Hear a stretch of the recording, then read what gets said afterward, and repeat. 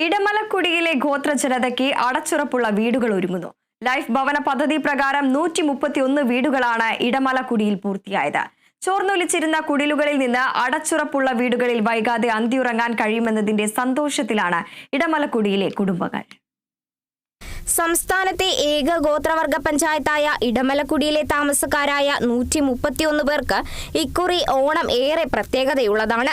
സംസ്ഥാന സർക്കാർ നിർമ്മിച്ചു നൽകിയ അടച്ചുറപ്പുള്ള വീട്ടിലേക്ക് ഈ ഓണത്തിന് മാറി താമസിക്കാൻ ഒരുങ്ങുകയാണ് ഇവരെല്ലാവരും.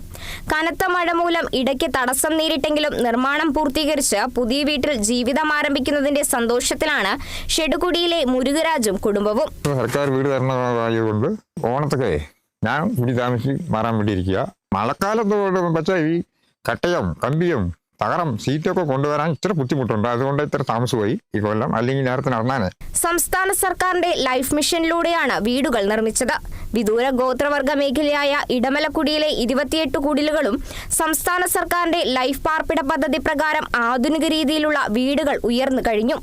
131 വീടുകളുടെ പണി പൂർത്തീകരിച്ചു. ലൈഫ് പദ്ധതിയിൽ 276 വീടുകൾക്കാണ് കരാറ്. ലൈഫ് രണ്ടാം ഘട്ടത്തിൽ 131 വീടുകളും പട്ടികവർഗ വിഭാഗങ്ങൾക്കായുള്ള അഡീഷണൽ ലിസ്റ്റിൽ ഉൾപ്പെടുത്തി 31 ഭവനങ്ങളും ലൈഫ് 2020 പദ്ധതി പ്രകാരം 110 വീടുകളുമാണ് നിർമ്മിക്കാൻ തീരുമാനിച്ചത്. 421 വീടാണ് ഇടമലക്കുടി പഞ്ചായത്തിൽ ആകെ അനുവദിച്ചിട്ടുള്ളത്. 6.48 കോടി രൂപ ഇതുവരെ ഇടമലക്കുടി പഞ്ചായത്തിൽ പദ്ധതിക്കായി ചെലവഴിച്ചു. കരാർ ഒപ്പിട്ട ബാക്കിയുള്ള വീടുകളുടെ നിർമ്മാണം പുരോഗമിക്കുകയാണ്. Kerala vision news, Idukki.